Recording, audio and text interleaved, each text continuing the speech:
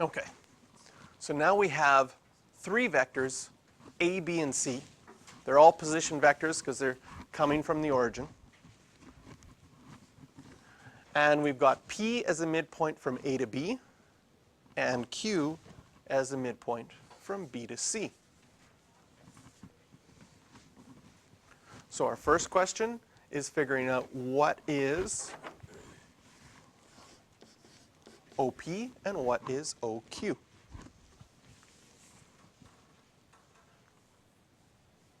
So, suggestions. You're here at O. You want to get to P. How could you do that? Go to A, and then 1/2 of A to B. Okay? So we start by writing that. Okay, I want to go to A, and then I want to go 1/2 of the way from A to B.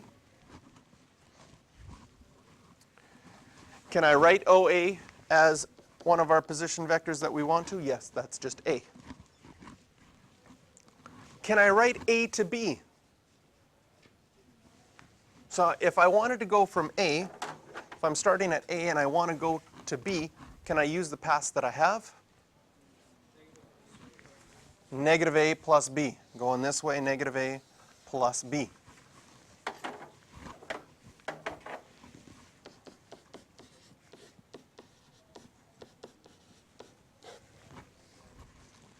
A lot of textbooks will describe like A to B as B minus A.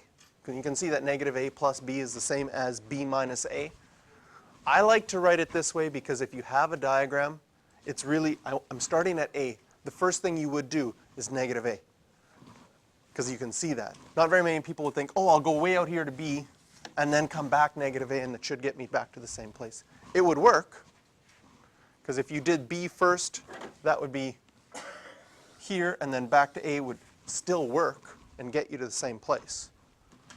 But with the diagram, I think it makes more sense to do the negative A plus B first. Okay, and then we can just combine our like terms. 1/2 A plus 1/2 B. Same result that we had last time in our first example.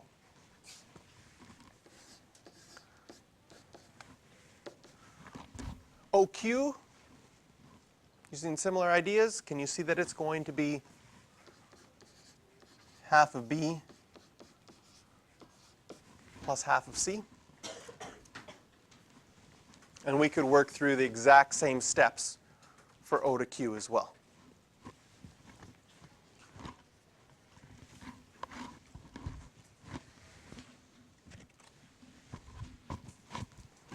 Now, we want to find out what P to Q would be.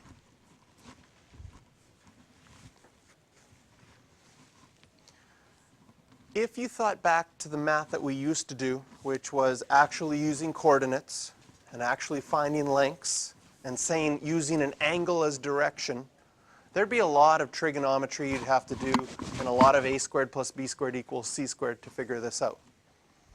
What vectors is trying to do is it's trying to take some of that math away and make our results easier to work with and quicker. So if we want to go from P to Q,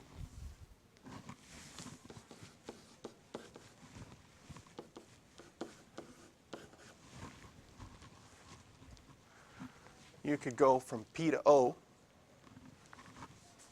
which we already know is the opposite of what we did in part A, and then go from O to Q.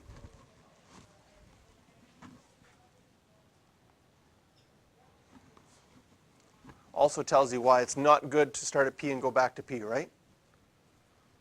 What would the vector equation be if you started at P and went back to P? You'd go from P to O, and then, oh, okay, oh, we won't finish that.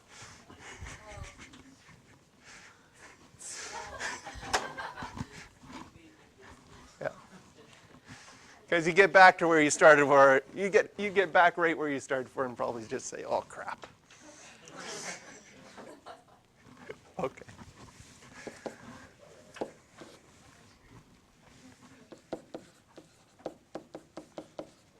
Okay. O to P was 1/2 A plus 1/2 B. So P to O will be the negative. Oh, Kyle's just getting the joke. There we go.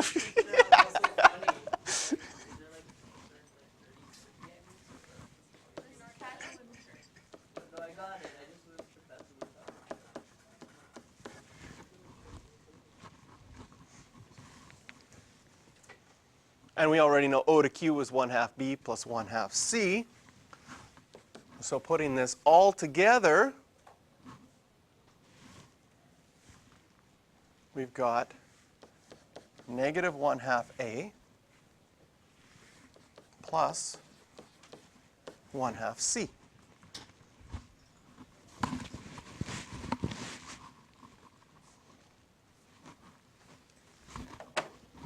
And what this means is if we started here at P, negative 1/2 A would mean going in the same direction back halfway in the direction of A.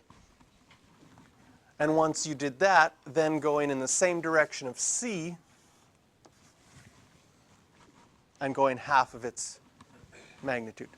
And you can see from the diagram that you do get there, although we had a lot of things develop in order for that to show up.